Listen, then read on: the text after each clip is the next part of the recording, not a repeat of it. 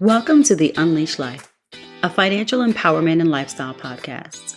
I'm your host, Dr. Renée Baker. After nearly 3 decades in corporate America, I took a leap of faith to pursue full-time entrepreneurship, realizing that while we can always get another title, we don't get another chance to create the life we truly desire.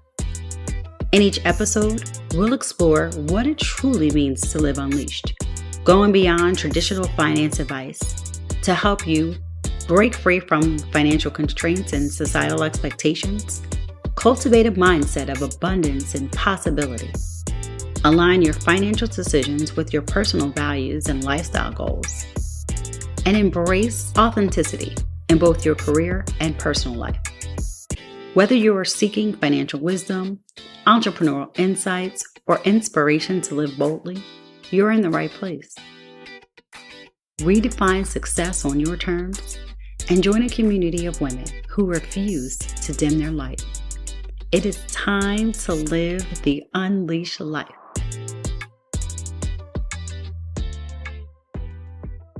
Welcome to the Unleashed Life. I'm your host, Dr. Renée Baker, and I am thrilled to welcome a powerhouse in real estate and finance, Kumari Fulbright. With multiple real estate licenses, Kumari is the founder, she doesn't like that, but she is the founder and CEO, the powerhouse brains behind Wealth 82, where she brings a holistic approach that goes beyond traditional home buying. Her background in law and finance equips her to guide clients through real estate choices and helps them make both financial and legal sense of all the many things that are going on. Kumari is passionate about helping her clients build wealth through real estate while aligning with her personal goals for home ownership and financial freedom. Welcome, Kumari, to the Unleashed Life podcast. Wow, Dr. Baker, that's quite an intro. Thank you for having me here. It's good to see you and sit down with you. Yes, I'm so excited to dive into our conversation. There are so many different aspects of what you do that I find to be interesting, and I know our listeners too will as well. But let's start with your story and what drew you into real estate in this industry. You know, I think it was by accident, but it's definitely been something that's been a part of my life. My parents moved a lot and they always built new construction homes. So I was immersed in real estate every few years as they went through those processes, but I never really considered it as a job. I never thought that that was something you could do. And as life kind of took me through, and I have been a bit of a sampler of education and law and business, psychology, different things, eventually I landed on this and thought, wow, I think I can really fuse these things together into one industry and bring some impact. Wow. Well, listen, you've developed quite an approach. So let's talk about your approach to real estate and how your background, especially because you are at the intersection of law and finance, how that's helped the way you work with clients. You know, honestly, I can't think of really being with a realtor that didn't have these different backgrounds. I love that. You know, great bedroom, bathrooms, knowing, the school districts, that's important to real estate without a question. But if you're working with someone whose expertise is limited to that, I would have to advise you to bring in a lawyer, bring in somebody that understands investments and what that looks like, because that realtor that doesn't have that scope is not really going to be able to guide you in your end goal. Oh, wow. I like that. And with that, there's a lot going on. Real estate is one of those broad topics, as you know, especially being in it. There's so many investors in real estate, and there's a lot of trends. Right. What are you seeing? What's the most surprise trend that you're seeing right now? I think as I focus on your word trend, the biggest trend that I think is happening right now in investment with Airbnbs is shared space. Shared space, okay. And so no longer is, renting out the entire property to an Airbnb vacationer the most lucrative approach. You will rent them out by the room. And so at this point in real estate, with interest rates and mortgages and insurance, real estate is not greater than the sum of its part. If you break it down, you're able to really capitalize a little bit more on that particular property. And what's really surprising for me in that is the types of people and the reasons they're looking for shared short-term space. Wow. So I want to hear more about that. Yeah. So this is news to me. So can you tell, like, what does that look like in theory? Like, how does that work? So, if you're looking for a property to do this with, I would say the more bathrooms, the merrier, right? Because you want to say dedicated bathroom. But people are not averse to sharing a bathroom in these shared spaces. They're just coming in town, looking for a place to crash. Maybe it's a divorced dad coming in town for a recital, and he just wants a place to lay his head for the 2 days he's in town to be on daddy duty. That's right. Maybe someone's coming to visit somebody in the hospital and they don't want to shell out a hotel situation. They know they're not going to be there the whole time. They're just going to the hospital to be by someone's bedside. So there's so many reasons. Sometimes lease overlap. Somebody's moving from one apartment to the next. Oh, yeah. They've got 2 weeks and they just really want just somewhere to be without absorbing a whole nother rent cost. So Oh, wow. there's myriad of reasons why people are doing this. So, okay, so the consumer, that's the profile of the consumer. Yeah. Now, what's the profile of the investor? Wow. So if you're going to do this, this has got to be something that you have the free time to really manage, because unlike a traditional Airbnb, which I've got a whole strategy for that, and I low-key have my housekeepers running the whole thing unbeknownst to them, you can't really do that cost effectively with this approach because the rooms have to be turned over Very quickly? well at different times. So you may have a 3-bedroom house, 2 guests are remaining, 1 guest is leaving. That room's got to be turned like over. a hotel. Right. Okay. So to bring in a full housekeeper, she's only going to charge so much for that. And so it's not effective to use a housekeeper. You almost kind of have to be boots on the ground or own multiple to where you can say, okay, I need you in this property, hit this day, this property that day. So it's definitely a little specific, and it's better for someone hands-on and local. Now, to that, there's been a lot of conversation around Airbnb, especially like after the pandemic. Quite a few people went into purchasing Airbnbs. Would you still say there's still a market for that? Is that shifting? I think the consumer for Airbnb has changed. And in that, I think people who are looking for Airbnbs are looking for bargains. And so that has driven down the revenue of it. People are not, unless you're doing high-end luxury and you're getting a big home for the family and it's, this, that, and the third. But really just for general Airbnb, it's bargain hunters. Wow, which is a big shift from where we were. People are looking to pay less than a hotel. Right, exactly. That was not always the mentality around an Airbnb. Yeah, and there's a lot of conversation around the extra fees that are needed with an Airbnb and some of the challenges. But bargain hunting is like, oh, wait, I want to get this room much less than what I'm spending in a hotel, or I'm just going to go to a hotel. And when you bring up the fees, that's probably the biggest part, because the client is getting charged one thing and the owner is only being paid one thing. Oh. And so you're giving a level of service of what you're being paid, and they're expecting a level of service of what they paid. So there's already a disconnect. Wow. Okay. Yeah. Well, that's good perspective to know. And to that end, as I'm starting to think about what's happening in real estate today, what I feel like is happening, not what I know, what I feel like is happening is, there's this huge supply demand issue, meaning that there's, especially, we're here in Florida, so it feels like there's a huge demand here. I don't know if these recent hurricanes, but the prices are going up. They've gone up tremendously since I've been here, since 2017.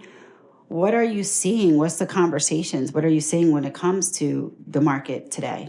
What's happening is buyers are getting pickier because things are so expensive. Okay. And they're no longer wanting bare bones, basic, general cookie cutter stuff. So the homes that have character, the homes that have unique little nuances to them, those are still selling like it's 2021. Okay. But you throw something on the market with some white cabinets and some gray floors, it's going to sit. Good to know. Right. Because it's just, what are you bringing to the table? Nothing other than something very basic at a very high price. So That's what I'm finding. Oh, that's really good to know. So now the expectations of the buyers are coming into play, and similar to the conversation we had about Airbnb, it's like, hey, I have a certain expectation. What are you going to give me for this $1 million ticket price because it's just basic? Yeah. So if you're in your home, and I have people who are ready to sell and they say, okay, well, let's redo this really quick to bring up the sales price. You're not going to get that back, doing it right at the end using cheap materials. That's not going to yield you a higher price. So what I say is, while you're in your home, do little projects that you can actually enjoy while you're in your home, and they will also bring value when it's time to sell. But doing a botch flip job at the end of your ownership and think that you're going to recoup that's not the it. case. Where are you seeing people making what are the type of home improvements that are beneficial now? I think that it's really nice to focus on the exterior. So landscaping goes a long way. When you go to sell your home, legally, we have to post the exterior of your home as the first photo. So if the exterior of your home is bad and people skip through it, they never get to see whatever gorgeous thing you've done on the inside. Wow. So it really does pay off to spend a little bit on the outside of the home, do some landscaping, do some shutters, do some things that kind of make it look cute. Okay, that's good. And then what's not paying off? I think what's not paying off is really basic renovations. Okay. At that point, because I've had people want to remodel a quick bathroom before they sell. Not worth it. At that point, you've done the work and the person walks in and it's so basic and it's not what they want, that they're thinking, oh, we've got to redo this bathroom. And you're thinking, I just redid the bathroom. You're I welcome. want to charge more. So now everybody's like, no, I don't want your basic upgrade. So do it right or price it right. Oh, period. Do it right or price it right. I like that. Yeah.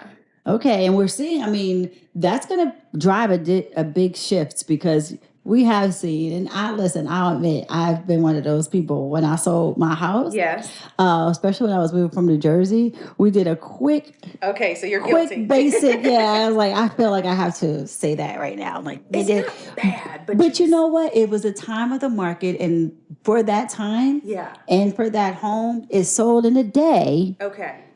Because I think it was just the timing, right? It was the timing, but I wouldn't do that now because I'm listening to you. Exactly. No, but back then, when in 2017, you were right on par with what I would have advised at that time. Right. It was 2017, and it was a great home, and we did some quick things before we moved to Florida. But to your point, today I don't think that would work. I wouldn't buy it. But at that time, it was all about freshen it up before you sell. Just make it easy and smelling good. Yeah. Yeah. Absolutely. Just a warm vanilla scent. And that was enough at that time. That time, but no more. That was so. It seems like a lifetime anyway, because the markets from what it looked like in 2017 to now, very different. So what new conversations are you having with buyers that you weren't having maybe a year ago? I feel like I've been a broken record since 2020, but rates have started to go up, and they're still up. And I think people have finally come around to, we will not see 3% again. That was a response to the recession that lingered way too long. So we got accustomed to that. People thought the cost of buying a home was 3% interest, and that's just not true. It's never been true.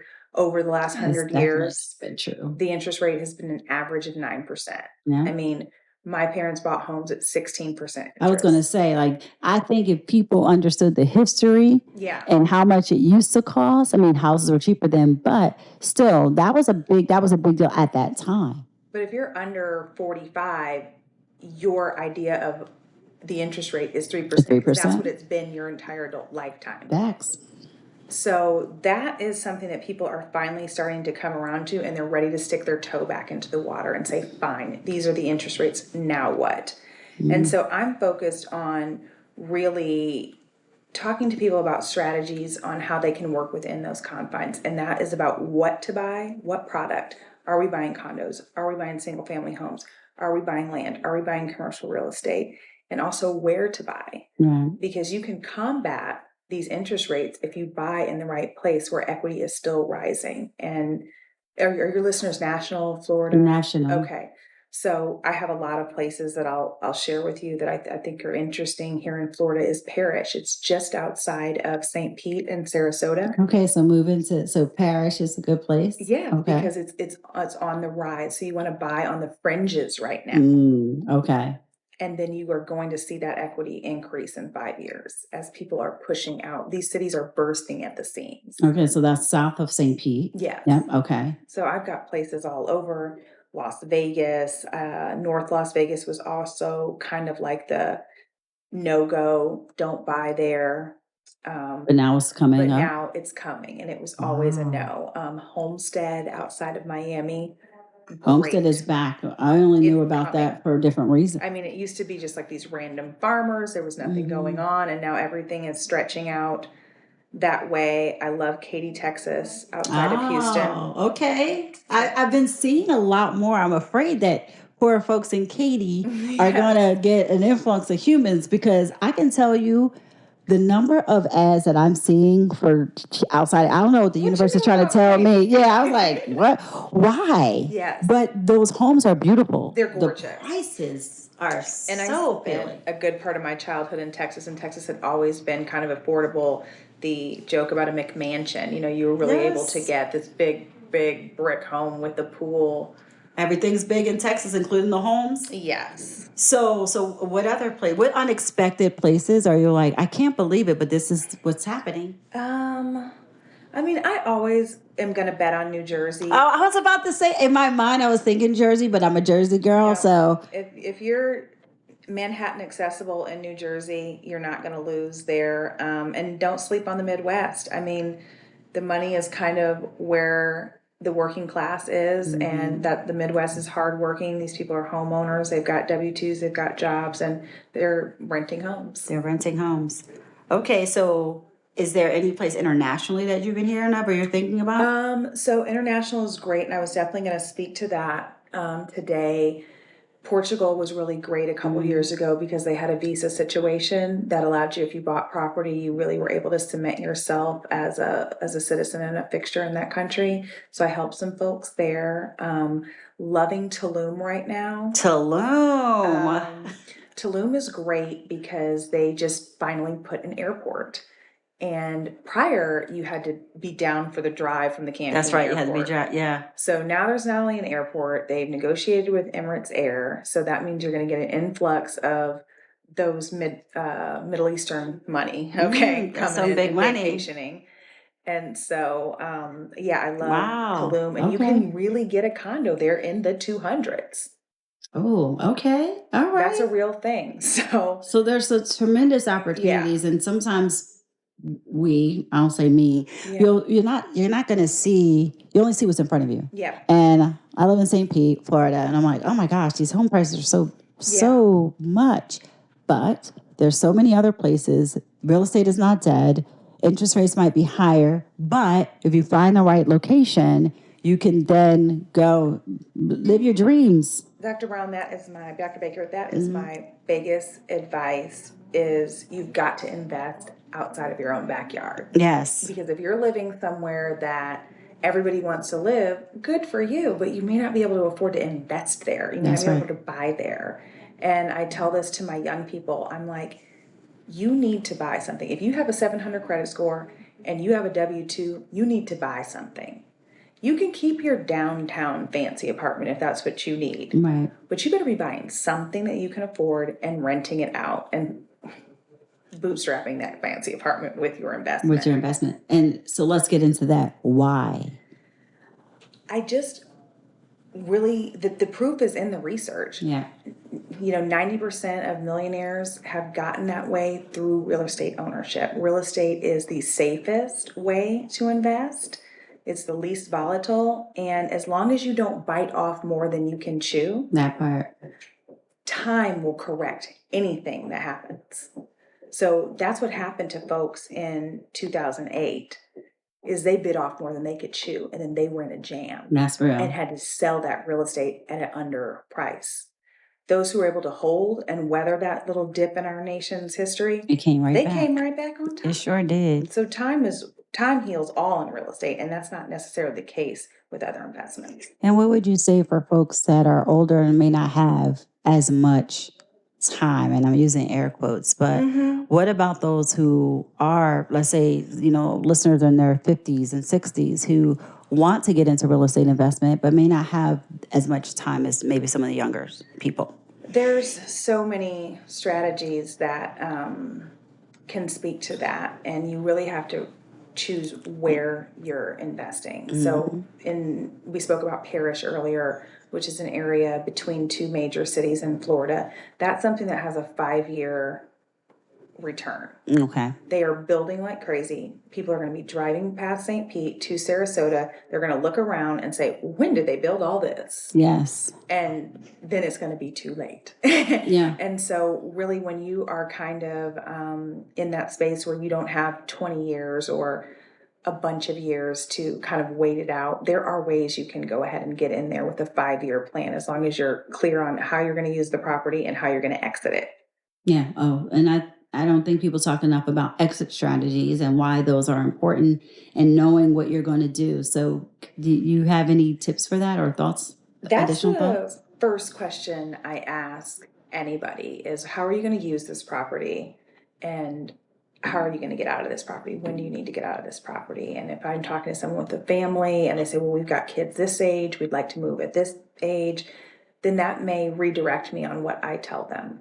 Because they're only going to be in it 7 years, or they're planning to be in it 20 years, or they're planning to be in it just 2 years. And so those are different conversations. Oftentimes when people are looking to live in something for a short time, I want them to buy under their purchasing power. And I want them to do that because my goal is for them to be able to move on to the next property and retain that property. So I don't want them to max out their budget on that first that property. Makes sense. Okay. When they know, okay, this isn't going to last long. Okay, well, let's get a little something we can deal with for 2 years. And then keep that in the portfolio and help them build. Okay. So with that, I have 3 adult daughters. Yes. And when I'm talking to them about buying a home, I always say, I don't think home ownership is for everyone. I want you to disrupt that and break that out and say, no, you're wrong, Renee. Unleash that thought process. Help me think about this differently. I think property ownership is for everybody. Okay. Maybe living in a home isn't for everybody because it comes with a lot of responsibility. You can't just pick up and call the landlord. You might be traveling. So you may have a lifestyle that having a homestead that you own is not the best fit. Right. But you can always get a rental property, get an investment property, work the numbers such that a property management still makes that make sense on paper. And it's a fix it and forget it situation. Okay. Yeah. I'm sure my daughter's like, see, Mom, I told you. And I'm not trying to, sometimes as much as I'm not as risk averse as a human. Neither am I. But I'm always trying to protect other people, especially my kids. But I think that hearing this and knowing that it might not be for you to live, but it's for you to potentially invest. Yeah. And you can get help because you spoke about property management. Yeah. So are there other ways to get help, or what are the fundamentals if someone who wants to invest in real estate? What are the fundamentals that they need to have? Right. I think that different levels of investing in real estate have different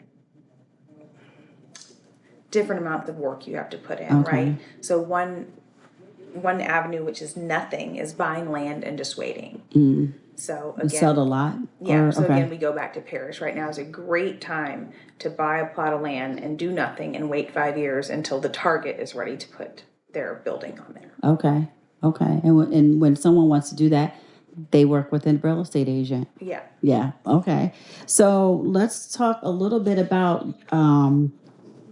you and your process. And so you're working with a client. What's your approach and how do you navigate those conversations, especially for newer home buyers? We touched on it a little bit earlier. When I'm looking at things through the business prism, I like to know their intention for the property and the exit strategy. Like, is this a primary residence? Is this a vacation home? Is this an Airbnb? If it's an Airbnb, do you see yourself using it sometimes? So knowing all of that helps me guide getting the right property. And then knowing their exit strategy also helps me get them to the right loan product and get the right team together, because sometimes 20% down is the way to go, but it's not for everybody and it's not for every investment. So you really kind of have to know what's going on. What's going on with you? Yeah. Okay. And your goals. And I think whether we're talking any type of investment, knowing your goals, knowing your ability, how much risk you're willing to withstand, how much liquidity do you have, and access to money, exactly, cash available. And that's critical. So if we're looking at a home in St. Pete that's from 1957, do you have a little socked away for when this goes wrong? Because it's an old home.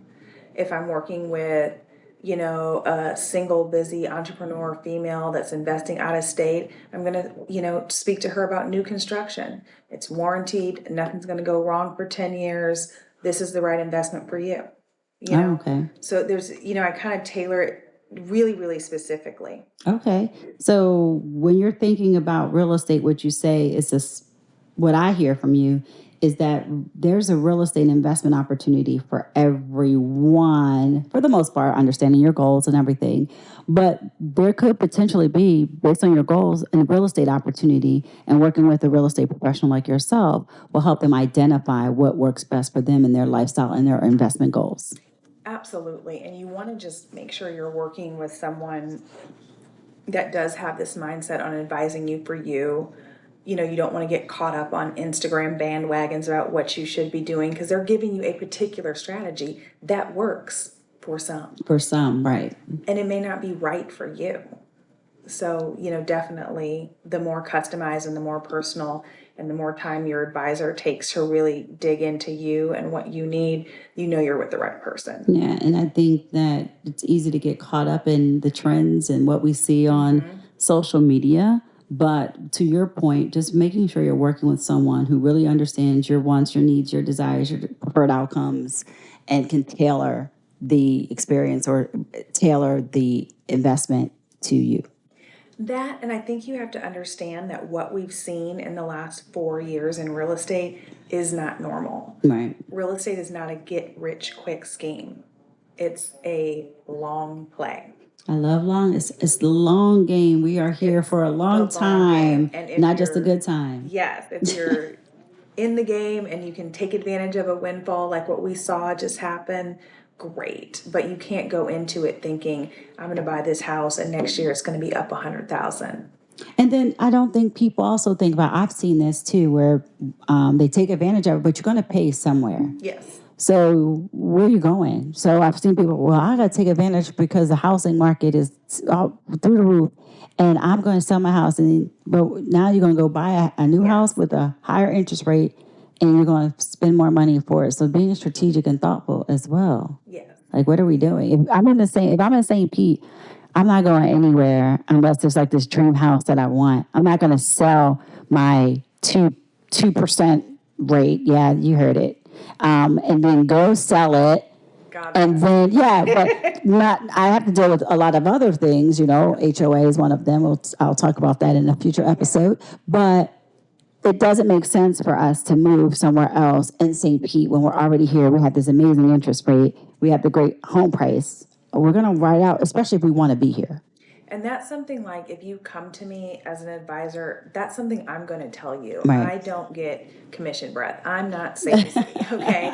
I'm not going to hear that and know when you plan to retire and all these different things and say, oh yeah, let's go buy a new house, because it's just not the right thing for you. So I really come at things, and that's my legal background, more as a fiduciary. Oh, I like that. Yes. Not a functionary. That's I'm not just here to push paperwork and sell your house. I'm really here to do what's right for you in this space. And that's important, to have someone that's really focused on your needs and not just trying to push.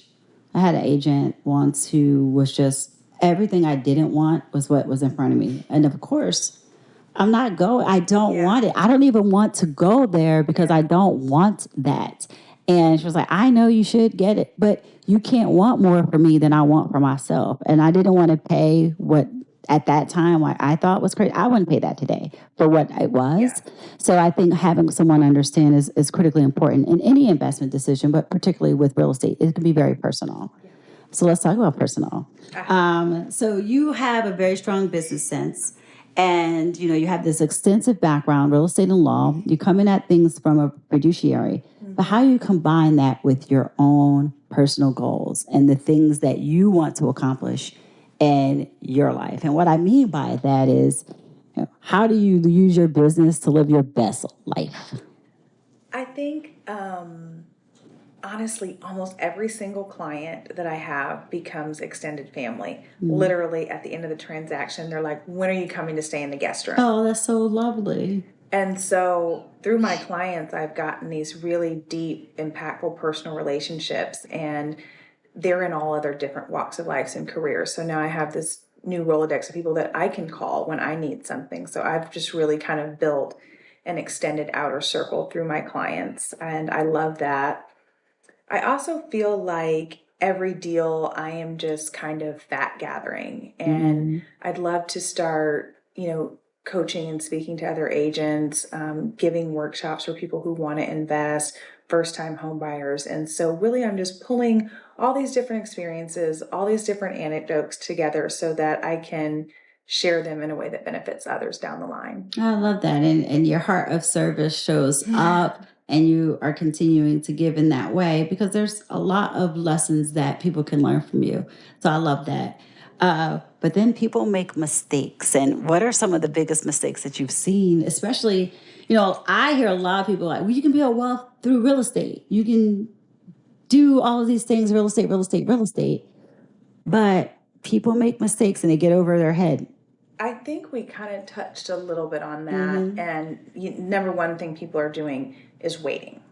And, we can identify that fallacy over the last couple of years, right? People were waiting in 2021, and now look at them. They're still waiting.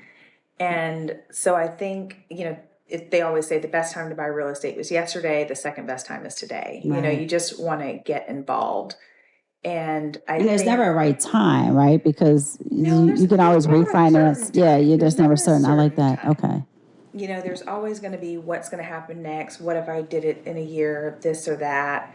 But at the end of the day, the other component of waiting that I see is people waiting to buy their dream home. And those days are over. People don't live in the home the duration of their lives. They're moving on an average of every 7 years. So sitting there looking on Instagram at these big, fancy, beautiful houses and saying, until I can afford that, I'm not buying real estate. Missed opportunities all along the way. You're working towards your dream. Yeah. By you keep investing in real estate, you get to your dream. But, and I agree with you about the waiting, because I remember saying, well, maybe we'll wait until the prices drop, but there's never a certain time. And I'm glad that we just did it, because it was when we were ready. I need a home. I want a home. I want to buy a home here in Florida. We're here. Let's find a home and buy it. There's never going to be, and if we want a new home, we can get another one, but there's never the right time. Look, if interest rates are up, prices are down. If prices are up, interest rates are down. So that inverse relationship is always something you have to look at. I don't view now as a bad time to buy, because sellers are open to negotiating. They're still throwing that sticker price on there, hoping somebody with a suitcase full of money comes down from New York and buys like their it home. was in 21. But that's not happening. That's right. So even though they're putting that sales price out there, they're taking a lot less behind closed doors. And when those interest rates go down, they're going to get back on their high horse. And so it's really, and you can never fix the price. You can always fix the interest rates with a refinance down the line. That's right. All right. So there's hope. Yes. There's hope. There's hope. So, and then for that hope, if there are people in the marketplace right now, the listeners that want to buy a house, what's 3 things they need to keep in mind? I would say the first thing I would do is take your temperature with where you're at now. And by that, I mean, call a lender and find out what you qualify for. Don't count yourself out, and you don't know what a bank's looking for. So go to the bank, find out what they're looking for, find out what you can afford. And if they say you're not ready to buy a house, they will give you steps on what you actually need to do to get ready. Is it pay off that credit card? Maybe it's not. It might be instead of paying off the credit card, you need to be socking away money for a bigger down payment because there's so many mechanics into what makes a loan go. Right. And so you need to know what your whole puzzle piece looks like to know what you need to do to get home buyer ready. I like that you're saying that because oftentimes people will discount themselves out of the process based on what they think they know versus going to the professionals. They will tell you they're the ones they're the decision maker. Yeah. If they can't tell you, don't listen to what you read or what you hear, or what your friend says or what your mama told you. That's me. Right. Go to the professional and let them tell you. Yeah. Okay. What else? I would say really just dialing down your living expenses. I've got friends who, live well below their means, and I see the difference in how that works for them. And it's so difficult to do when you're a young person and you want to look like this and go here and get these $20 cocktails and this and that, but just kind of turning down the volume on your lifestyle. A little bit, yes. Will go a long way in getting you ready because you have more money than you think. It's just slipping out the window. And I don't want to be like one of the boomers talking about all that Starbucks and avocado toast, right. But all that Starbucks and avocado toast, It's because it adds up, and the compounding of all of that over time, right? If you're going out every year and if you did a true assessment of what you're wasting money on, and it might not be a waste if you have one, but if you're going out every weekend and you're buying out the bar, that might be a problem. And I think it's just more just material items. And I think you're either in a saving mode or a spending mode. Once you start saving and you see your money stacking, all of a sudden you don't want to start spending. Oh no, because you start seeing that money go. If you're out there in spend mode and YOLO, nothing saving, it's not going to be a drop in the bucket. Let me just go and enjoy. I'll go to New York this weekend. I'll do this. I'll do that. You get in spend mode. Yeah. So, shift over to save mode and see how that goes for you. And I bet you'll stay there. Yeah. And I like that you say that. I feel like that's also with like a diet. Like you're like, okay, I've worked all this time to get to this place so I can get ready for this event. And then you go to the event, you got the dress, and then you go off and you go on vacation, or you're going off and you're not paying attention to that same discipline. And then before you know it, you're like, oh, whoa, I just picked up the pounds that I lost, and I brought some friends with them too. And all it was about being consistent, maintaining that same deficit in calories or budget, and then making sure that you are thinking about it as a lifestyle shift, not just a temporary move. Yeah. So I love that. So buyers, if you're listening and you're considering buying a home, you really do need to think about not waiting as much, doing your research and getting the information that you need so you're prepared, living below your needs, and then just go out and just do the thing. Work with a professional. Yeah. Do it. Yeah. And just kind of prime your mind for what you want. Go to open houses on a Saturday. Yeah. That's a big point of advice I tell people to do over a year before they're ready, because then you've seen what's out there, you've seen what's in your market, you've seen what's possible. So then if you go see a house that doesn't have a built-in pantry, you've seen, oh, well, somebody put a shelf up and did that, and you can see what could be. Yeah, the possibilities. And it also, I found that when I was doing that, it also encouraged me to keep focusing on my goals. Yes. So I was like, I really love this house. I better keep on saving. And I remember seeing a house that I wanted, and it was not, I couldn't afford it at the time. Yeah. And I remember, going there with the family, like, this is going to be our house one day. And like, you're crazy. Like, we're never going to be in that house. And like, oh no, we will. And we kept working and putting money away. And then when that house went on sale, it was the right time. I always have manifested that house. That house spent most of our life there. Like, the kids grew up, like, it was the most perfect home. That's the home we sold when we moved here to Florida. Okay. But looking at houses kept us in the mode of making sure we were staying on track. You got to stay in that state. Yeah. I love that. And it keeps you from going out and buying expensive cocktails. It does. There you go. It does. So let's pivot just a bit, Kumari, and let's talk about a challenging situation that you had with a client, maybe that taught you something valuable, lessons learned. I think every deal is a challenge. One that I had, I guess, recently, a lady and her son were on the title of a home and they were going to sell. Mm-hmm. And this was a teachable moment for me. We noticed there was a cloud on the title. The deed wasn't dated correctly, or there was some little minor clerical error. And I said, you know what? No big deal. That's something we can initial away at close. We'll move it along. Mm-hmm. So we start going through the listing process, and a couple of weeks in, her son is tragically killed. Oh, no. And here we are with this incorrect deed. And there's an ex-wife that now may lay claim, and there's all this tangled web of things that could have gone wrong. And I had to do a lot to make sure that those wheels stayed on the track. And in retrospect, I really wish that I had just go ahead and took care of that at the outset. Yeah. But I didn't foresee, the unforeseeable, right? But I think that has really shown me, kind of just get stuff out of the way.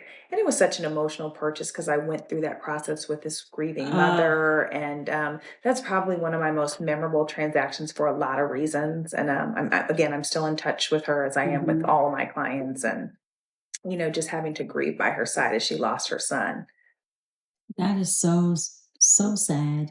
And the lesson out of that is just to take care of it now. Take care of it now. Take care of it now. Yes. You're going to have to anyway. Yes.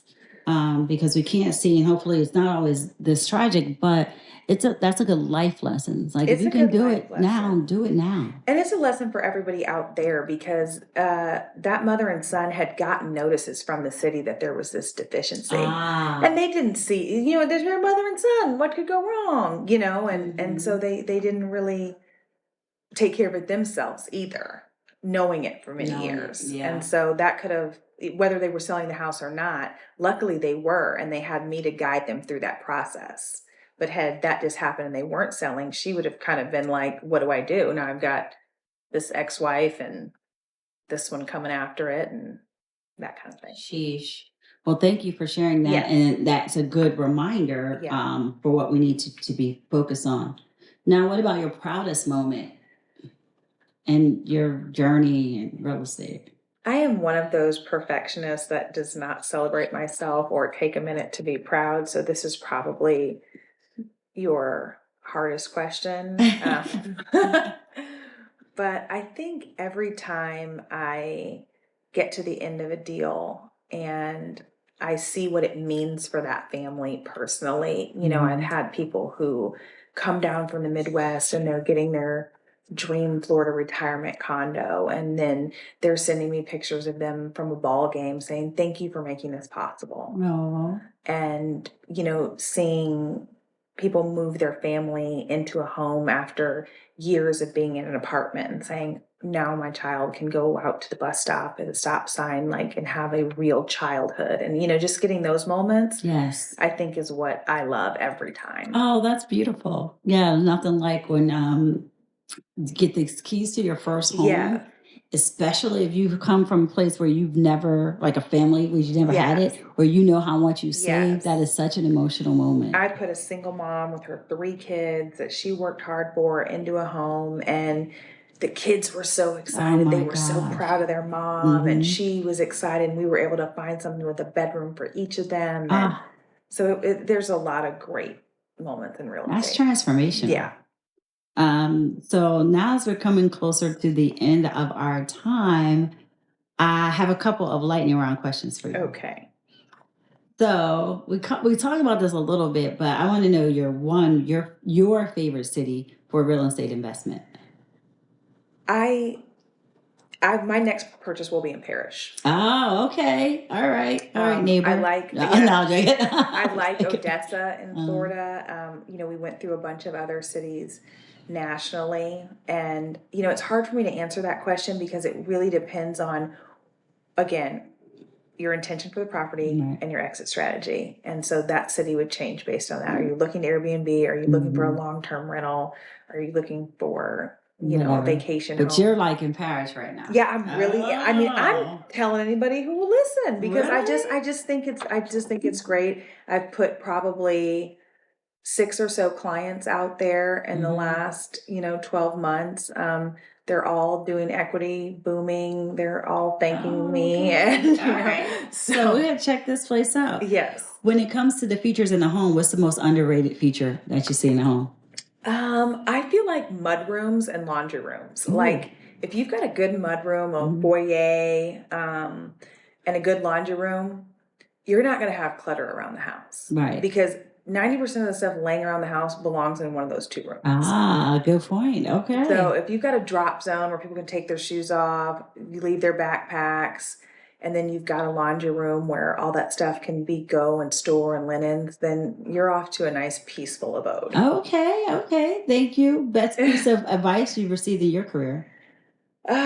Treat every client like $1 million deal. Ooh, nice. I don't care if you're buying a $200,000 single family home or what. I'm going to give you that same 5-star service that I give anybody. I love that. And that has served me well. Good. And if you weren't in real estate, what would you be doing?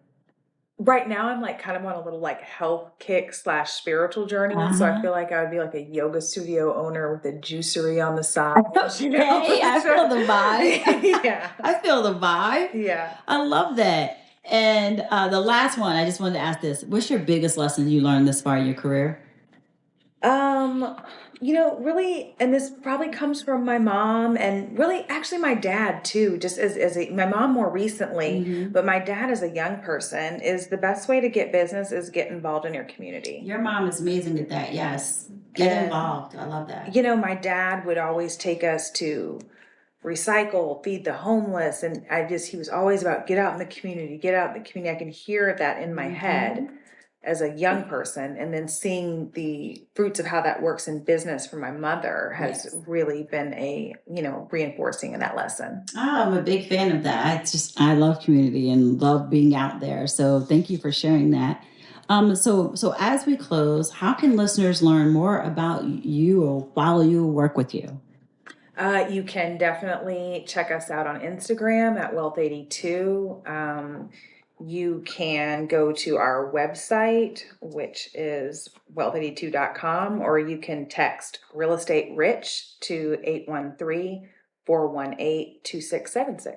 Wonderful. And we'll also include all of these wonderful details in our show notes. So buyers can reach out, especially if you're in Florida. You're going to have everybody in Paris. Yeah, I'm licensed. I'm licensed in Las Vegas too, Vegas, and I do stuff everywhere. But Florida is definitely where we headquarters. So anywhere you want, I'm here. Oh, love that. So thank you so much. Oh, I didn't ask you the $1 million question. Oh. How are you living your life unleashed? It could be personally or professionally unleashed. Oh, I have been never leashed. I love that. I think I'm here as a sampler of life. I think as I'm, getting older, I think I'm just here to kind of taste and touch and do everything. And I don't say no to any experience or anything like that. And I just want to live till the end. I love it. Well, thank you so much, Kumari, for joining us today.